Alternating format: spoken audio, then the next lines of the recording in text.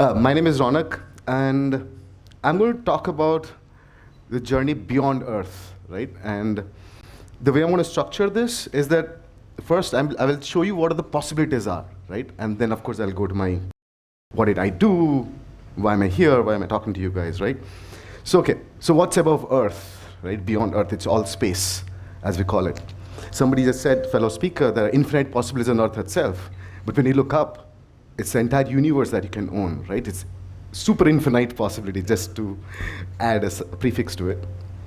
Now, when I say infinite possibilities, let me show you a few things, right? What's happening today, right? And when you grow up, when you are in the industry, maybe in the next 10 years, it'll be like 10x of what I'm showing you right now. So what's happening today?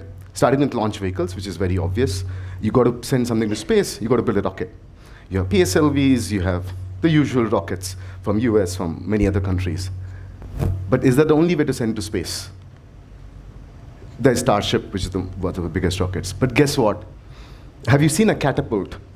Or something you spin a string and leave, right? That's also a way to provide force. So there's this company which is trying to build a spinning way of launching a rocket, no fuel. You spin a rocket fast, and you let it go up, so it goes into space. Is that the only way? No, there are planes, right? So you can preserve fuel. You don't have to send so much fuel, so much thrust to go up. You take a flight, you have a rocket attached, it goes to a certain orbit, and then the rocket is launched. You save a lot of fuel. So just in launch vehicle, there's so many variants. It's just not the rocket that takes you up. There are so many ways, and I'm sure you guys will figure out more. Next, if you go up, as humans, we want to spread. We don't want to stick to Earth. We want to go to Moon. We want to go to Mars. So of course, you might have heard about moon mining. Moon is full of helium-3. Helium-3 is hugely beneficial for fusion reaction on Earth. It makes it stable. So there's a race behind setting up a mine in the moon. Not just that. If you set up machines in the moon, you need compute. You need computers out there. How do you know what's happening to your machines? So there are data centers being built on the moon. The picture you see on your right, that's computed on the moon. Of course, everybody knows Musk wants to send like 1,000 people, eventually 1 million people to Mars. That's what the settlement would look like. But the next thing is, if humans are going to go beyond Earth, they need to carry biology along with them. They need to eat food, right? They need to take vaccines. They need to have medicines.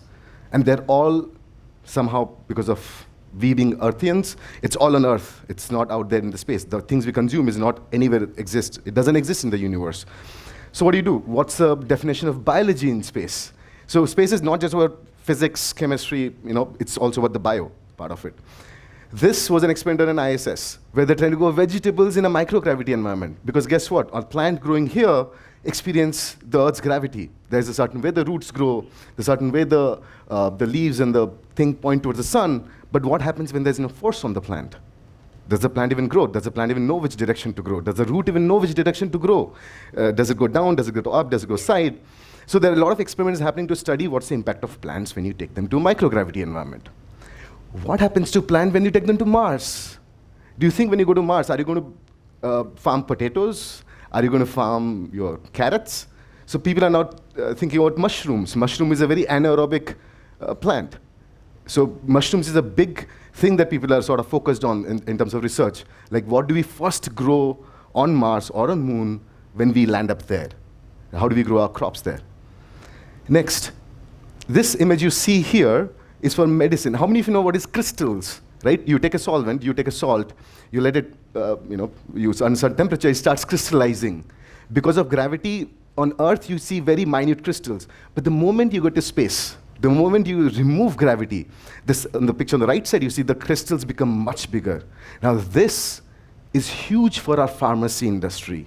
So there's a new wave coming in the pharma industry where the pharmaceutical APIs, we call it, the ingredients, can be made more stable just by taking them to space. You crystallize them, and then you bring them back to Earth.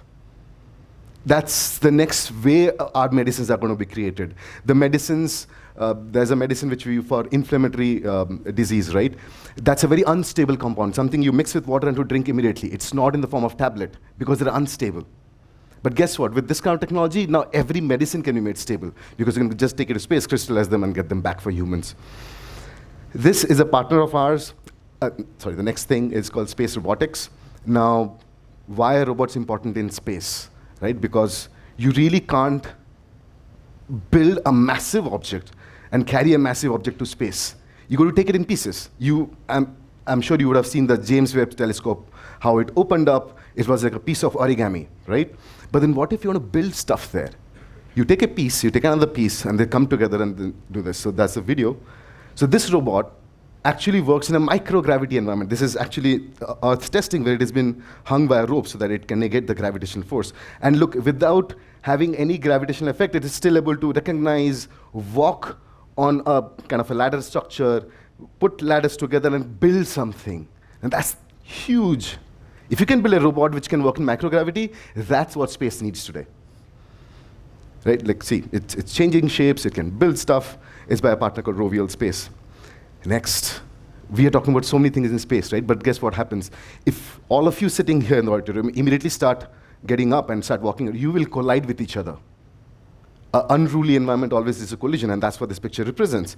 There's a big, not just science, there's a big thing around the space policies. If we are going to go to space, you need governance, you need laws, you need traffic control, right? Otherwise there'll be chaos. So there's a huge room for public policies, laws, and the operational aspects of space. Space is not just science and engineering.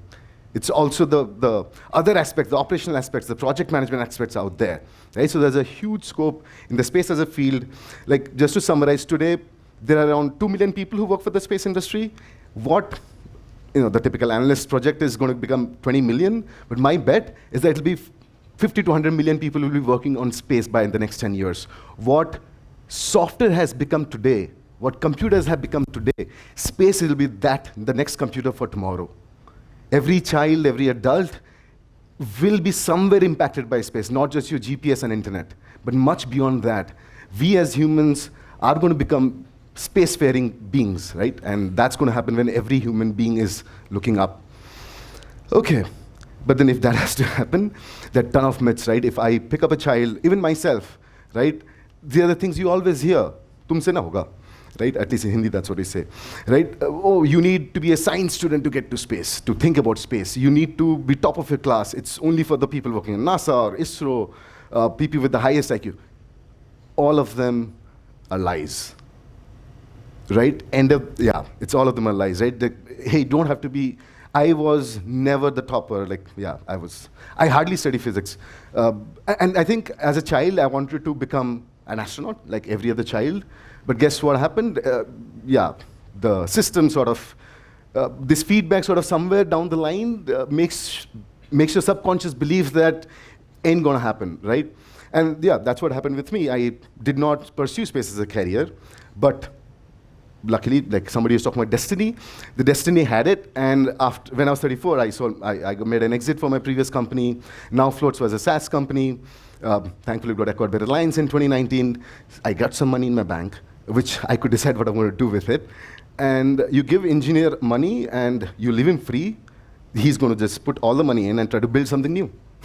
That's what every engineer does. They don't spend money, they build stuff with their money. So that's what I did. I thought, okay, space is intriguing. There's a friend of mine called Tushar. He said, bhai, space mein bahut ho raha hai, the rocket launch costs are coming down.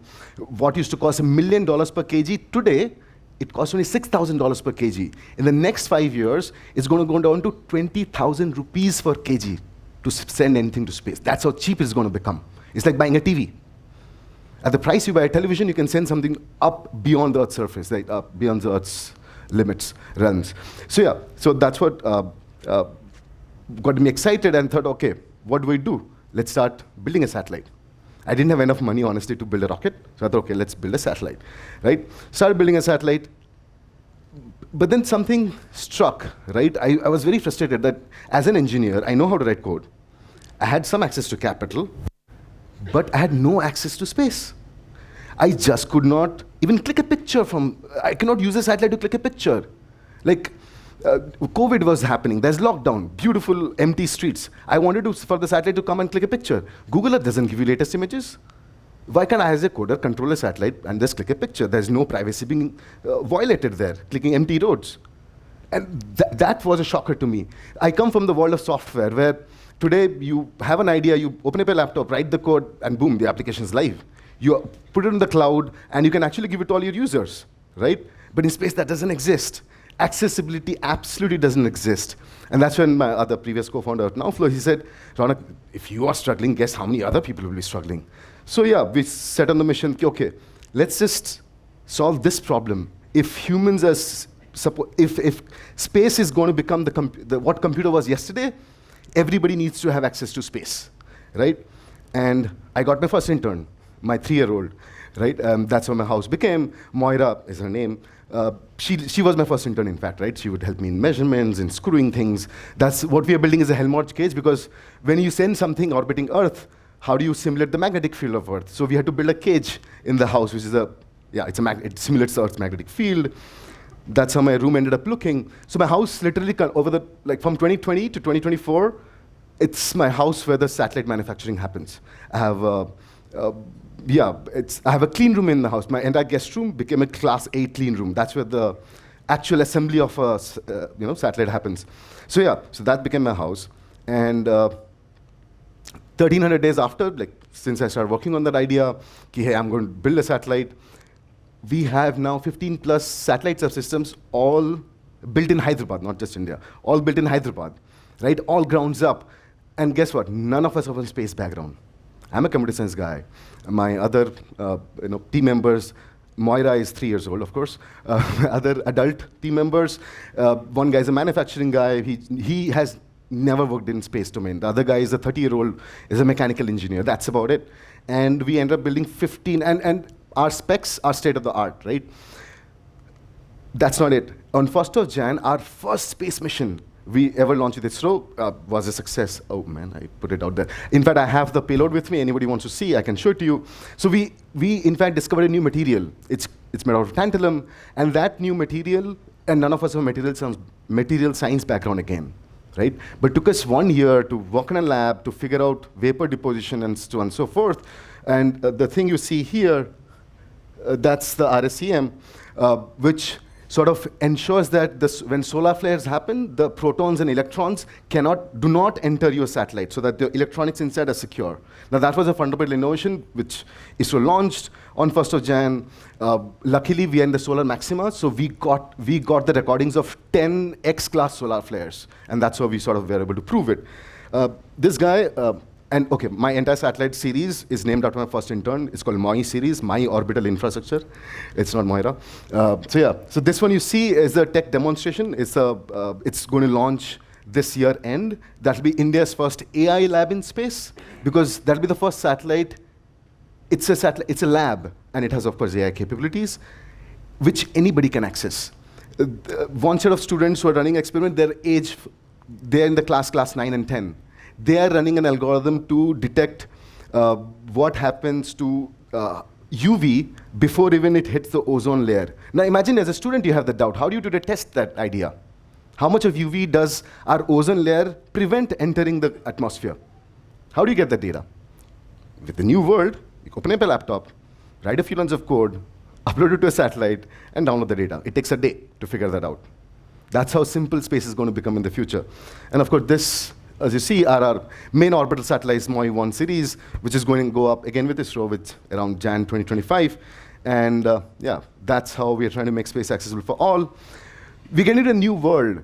If you want to build and you have an idea to detect wildfires. In Australia, there was crazy wildfires out there. If you have an idea to detect wildfires, or you want to protect a country, you want to write an algorithm to detect enemy naval ships or fighter jets from the satellite, or you want to have fun, you want to capture the auroras, the beautiful auroras, and guess what? There are something called aurora storms as well. The interaction you see in this picture is the interaction between aurora and the solar flares. Imagine capturing that. If you want to capture that, or you want to capture the eye of the storm, that's a famous music. If you want to capture the eye of the storm, you're on picture, or you want to study how the eye of the storm behaves, or you want to see eclipse from the space. What if you want to chase the shadow of the sun? You want to chase the shadow of the moon? You have some ideas around it, you can actually do it over time. And that's what the new world is. What if you want to study oceanography, right? So getting beyond the realms of Earth, in normal language, you call it the bird's eye view. You suddenly get a bird's eye view. Imagine if you're flying all the time, what things can you imagine? What things can you do? And that's where as a thing we are heading towards. So yes, 3 things. Each one of you will be able to do space experimentation, access satellites. That is what the future is going to hold. And no idea is going to be stupid. Just because you want to click a picture of auroras, why is it stupid? You don't have to be top of the class for that. No idea is stupid. No permission needed. You do not have to write a paper to get approval from NASA or ISRO. Open up a laptop, work on space. That's how the humankind will become a spacefaring species. And of course, be creative, be geeky. I love geeks. Be geeky and be a dreamer, right? So yeah, last line I'll leave you guys with. Sky is definitely not the limit. And that's just the beginning. Earth is like a point object in the entire universe. And we are focused there. The entire universe is out there for you to think, to visualize, to experiment with. So don't restrict yourself at the point object. Go beyond. It's just the point object is just the beginning. Thank you.